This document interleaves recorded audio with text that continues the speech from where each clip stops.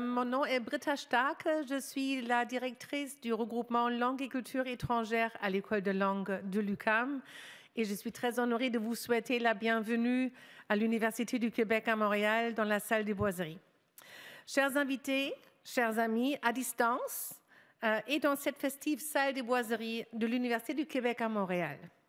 À titre de directrice du regroupement Langues et Cultures étrangères à l'École de langue de l'UQAM, je vous souhaite la bienvenue au colloque Perspectives post-électorales de l'Allemagne, co-organisé par mes collègues du Centre canadien d'études allemandes et européennes, Laurent Borzillo et Johanna Daum, ici présente, ainsi que mon collègue de l'École de langue, Sébastien Döderlein, et moi-même. Cette première collaboration a su attirer des dignitaires d'une grande renommée, tant du côté des conférenciers et conférencières que du côté des modératrices, que des femmes cette fois-ci. On est très contente. Nous remercions chaleureusement ces intervenants et intervenantes qui prendront généreusement part aux échanges portant sur les élections qui ont eu lieu en Allemagne le 23 février dernier et qui ont mené à un changement de gouvernement. La particularité de ces élections consiste dans le fait qu'il y a une unanimité sur leur importance incontestable, à savoir qu'il s'agit des élections les plus cruciales depuis la Seconde Guerre mondiale, qui a pris fin il y a 80 ans, presque jour pour jour.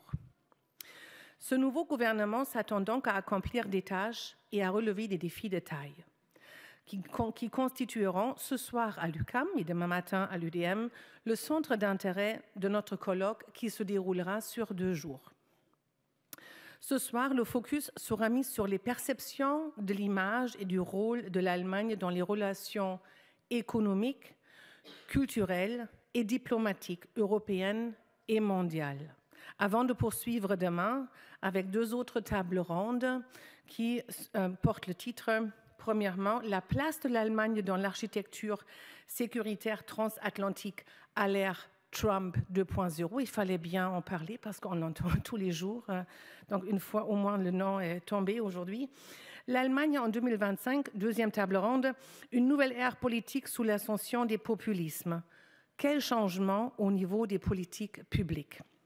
Ces 3 panels, précédé par une conférence d'ouverture que notre honorable consul général de la République fédérale d'Allemagne, Madame Susanna Asch-Iglesias, a accepté de prononcer, un grand merci, offriront une occasion unique d'aborder les objectifs du gouvernement allemand, tant sur le plan national qu'international, tant sur ses ambitions et son rôle au sein de l'Union européenne que dans ses relations avec ses partenaires internationaux, en la présence d'invités que j'ai le plaisir de nommer maintenant et brièvement.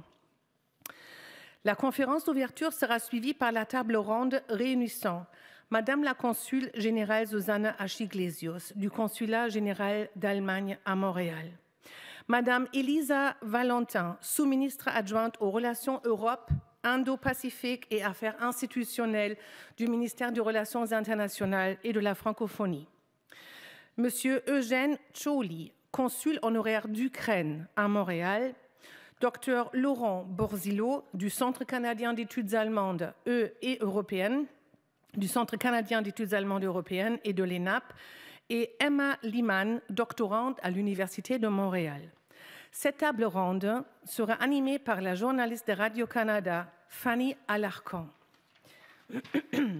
Après ce petit mot de bienvenue, j'ai le plaisir de présenter ma collègue et directrice du Centre canadien d'études allemandes et européennes, Madame Deborah Barton. Deborah Barton est professeure agrégée au département d'histoire de la Faculté des arts et des sciences. Elle est directrice du Centre canadien d'études allemandes et européennes et chercheuse au Centre d'études et de recherche internationale de Montréal.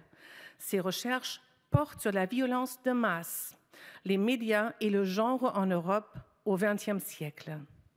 Son livre « Writing and Rewriting the Reich, Women Journalists in the Nazi and Post-War Press » est paru en 2023. Je remercie les collègues qui ont collaboré à l'organisation de cet événement aujourd'hui et demain à l'École de langue, Lynn Saint-Cyr et Manon Lauzon, et je vous souhaite des débats enrichissants et passionnants. Chère Deborah, j'ai maintenant l'honneur de te laisser la parole.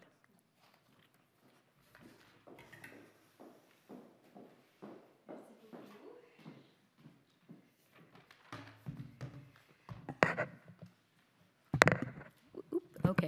Bonjour à toutes et à tous. C'est vraiment un grand plaisir d'être avec vous et un honneur de vous présenter la consul générale Suzanne Achille-Iglesias qui va donner la conférence d'ouverture ce soir. Diplomate de carrière, la consul Suzanne Achille-Iglesias occupe depuis 2021 le poste de consul général d'Allemagne à Montréal.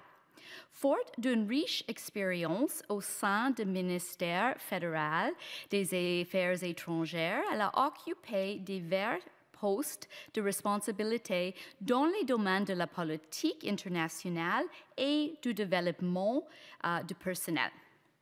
Avant sa nomination à Montréal, Suzanne a été directrice adjointe au développement du personnel au sein du département du personnel du ministère fédéral des Affaires étrangères à Berlin. C'était de 2019 à 2021.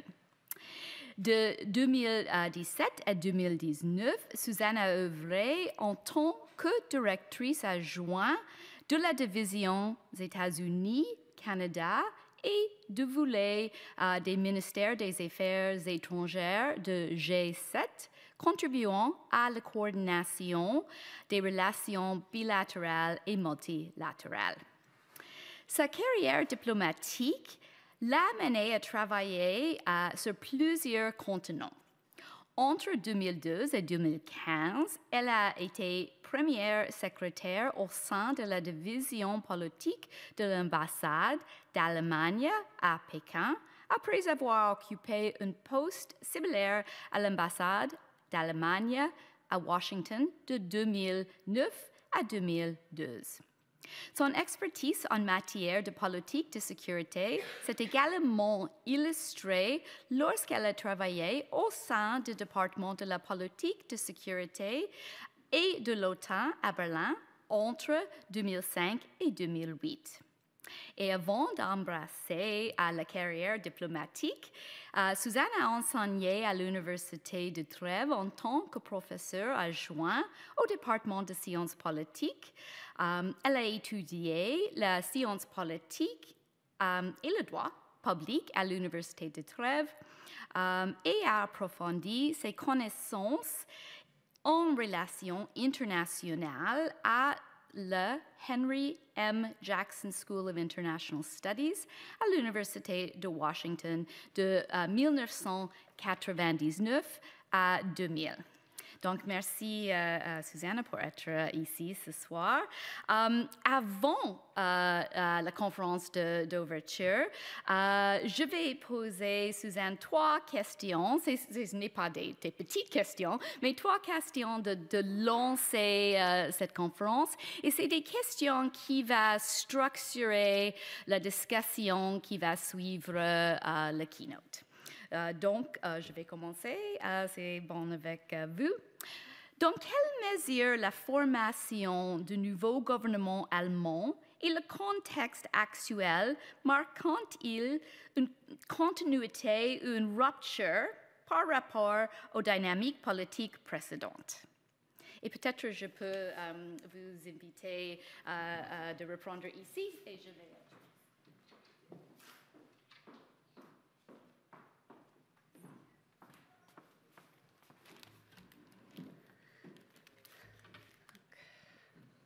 Un peu pour voir cette côté-là. Bonjour tout le monde. Je suis ravie d'être avec vous. Merci beaucoup, Deborah. Donc, c'est vraiment un temps pertinent pour notre petite conférence. Le gouvernement est en fonction depuis près d'une semaine. Donc, c'est peut-être un peu tôt pour tirer des conclusions, mais quand même, on a des grandes lignes qu'on a déjà tracées lors des visites traditionnelles des nouveaux dirigeants. Ce que je vais faire pour ce petit discours au début, c'est vraiment, j'ai pensé que je vais me limiter aux grandes lignes de la politique étrangère. Je vais laisser délibérément de côté d'autres thèmes tels que le débat sur la migration, la politique allemande à l'égard d'Israël et aussi d'autres questions qui sont évidemment très importants, mais je crois que c'est mon but et un peu plus de mettre clairement en évidence les priorités. Je me suis demandé pendant mes préparations si le thème du colloque avait également l'inclusion de la politique intérieure allemande, mais j'ai décidé que ça dépasserait toutefois le cadre de ce discours-là. Donc, nous pourrons toutefois aborder ces questions lors de la discussion et je vais essayer à me limiter sur la politique étrangère. Britta l'avait déjà mentionné, mais la semaine dernière avait aussi une autre date importante pour la politique de la République fédérale d'Allemagne. Donc, il y a 80 ans, la Seconde Guerre mondiale prenait fin, un jour de libération pour nous les Allemands.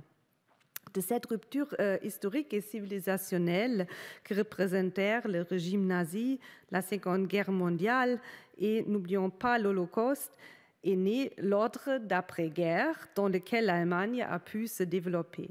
Je ne souhaite pas faire ici une grande rétrospective historique et je laisserai aussi de côté certains événements importants afin de ne pas alourdir mon discours. Mais ce qui importe aujourd'hui, c'est que le nouvel ordre mondial qui a vu le jour après la fin de la guerre devait reposer sur des règles universelles et donner la priorité aux négociations multilatérales. L'autodétermination, les droits de l'homme et la liberté étaient au cœur des préoccupations. Le leitmotiv était plus jamais. La rupture civilisationnelle des nazis et la catastrophe de la Seconde Guerre mondiale ne devaient pas se reproduire. Dans le domaine économique également, on voulait éviter les développements effrénés qui avaient conduit à la crise économique mondiale de 1929. Le système de Bretton Woods a vu le jour avec son nouveau conglomérat de règles et des processus de négociation. Sur la base de cet ordre international fondé sur les convictions fondamentales de la réglementation et du droit international, l'idée européenne a commencé à prendre forme peu après. L'Allemagne, mais aussi l'ensemble du monde occidental, ont énormément profité de ce système. Certes, cet ordre mondial existe encore sous la forme d'institutions et de processus, mais nous devons constater que ces certitudes apparentes ne jouent plus un rôle prépondérant aujourd'hui. L'architecture de sécurité européenne que nous avions mise en place après la fin de la guerre froide n'existe plus. Notre sécurité est gravement menacée par la Russie, le plus grand pays du monde en termes de superficie. La Russie et la Chine s'engagent ouvertement, voire de manière offensive, dans un conflit systémique. Elles considèrent en effet que leurs systèmes autoritaires sont supérieurs aux démocraties et, par conséquent, au fondement actuel de la coexistence des peuples. Au lieu de cela, ils misent sur des sphères d'influence, sur la lutte pour le pouvoir et sur la politique comme un jeu à somme nulle. Les règles, normes et principes convenus au niveau international, tels que l'interdiction des guerres d'agression et l'obligation de régler les conflits de manière pacifique, ne sont appliqués que lorsqu'ils semblent utiles. L'agression de la Russie contre l'Ukraine, qui dure depuis 2014 et qui prend la forme d'une guerre sanglante depuis plus de 3 ans, est l'expression manifeste de cette évolution. Et soyons clairs, la Russie et M. Poutine ne s'arrêtera pas à l'Ukraine. Ses prétentions s'entendent au moins à l'ensemble de l'ancienne Union soviétique. Et il continue de s'armer massivement. Dans quelques années, la Russie sera en mesure, dans l'état actuel des choses, de défier l'OTAN sur le plan conventionnel. Mais une Chine émergente et sûre d'elle-même modifie également l'équilibre des forces dans la région Indo-Pacifique et dans le monde entier. La Chine et la Russie coopèrent entre elles, mais aussi avec d'autres autocraties, de la Corée du Nord à l'Iran, en passant par des acteurs non étatiques tels que le Hamas. Elles cherchent à se présenter comme une alternative aux anciennes puissances coloniales auprès des pays du Sud. Nous avons pu observer cet axe lors de la parade du 9 mai à Moscou. Veuillez m'excuser pour cette introduction un peu longue, globale, mais je pense qu'il est vraiment important de considérer la politique étrangère allemande dans le contexte de cette évolution internationale. À quoi ressemblera donc la politique étrangère du nouveau gouvernement allemand? Quelles seront ses priorités? Ce qui est déjà apparu clairement au cours des premiers jours, c'est que le chancelier Merz fera de la politique étrangère et de sécurité sa priorité. Dans les démocraties occidentales, il existe généralement un large consensus en matière de politique étrangère et les questions internationales ne jouent qu'un rôle secondaire, voire aucun, dans les campagnes électorales. Ce sont les thèmes comme le logement, le coût de la vie, les systèmes de santé, le système d'éducation, les retraites et tout ça qui font gagner ou perdre des élections. Cette fois-ci, la situation a été différente en Allemagne. Et permettez-moi de le dire aussi, par exemple, au Canada récemment. La population est consciente de la crise dans laquelle nous nous trouvons. Les éléments suivants montrent également que cela va changer sur le plan organisationnel en Allemagne. Vous savez que les coalitions sont la forme de gouvernement typique en Allemagne. C'est encore le cas aujourd'hui. Mais il y a une différence importante car pour la première fois depuis plus de 60 ans, la chancellerie et le ministère des Affaires étrangères sont entre les mains du même parti. De plus, la chancellerie souhaite se doter de son propre Conseil national de sécurité en tant qu'organe de coordination et la politique européenne y a également été renforcée. Voilà pour l'organisation. Passons maintenant au contenu. Quelles sont les priorités du nouveau gouvernement fédéral? Dans un discours sur la politique étrangère prononcé pendant la campagne électorale, car on va avoir le premier grand discours sur la politique étrangère ce jeudi, mais ça fait 3 jours qu'il faut entendre, donc j'ai lu ce discours-là. Le chancelier Merz a clairement défini ces 3 priorités. Premièrement, le réétablissement de la capacité de déterrence et de la défense. Deuxième, le renforcement de la souveraineté européenne. Et troisième, la fin de la guerre menée par la Russie contre l'Ukraine dans le cadre d'une paix juste et durable. Donc, le premier point est évident si l'on considère la situation de sécurité en Europe que je viens de décrire. Nous devons investir dans nos capacités de défense afin de préserver la liberté et la paix sur le continent européen. La force dissuade les agresseurs, la faiblesse les encourage. En suspendant le frein à l'endettement, l'Allemagne a ouvert la voie à des investissements dans notre défense, mais aussi dans les infrastructures résilientes. Nous atteignons l'objectif de 2% fixé par l'OTAN, mais la situation actuelle nous oblige à aller bien au-delà. Actuellement, les partenaires négocient un nouvel objectif de planification d'ici le sommet de l'OTAN fin juin. On peut tabler avec certitude, je crois, c'est mon avis personnel, sur 3%, voire davantage. Pour souligner l'ampleur de la tâche, précisons que l'Allemagne occupe actuellement la 4e place en matière de dépenses de défense au plan global, derrière les États-Unis, la Chine et la Russie. Il s'agit là de décisions importantes et coûteuses. Mais le sujet ne se limite pas au montant.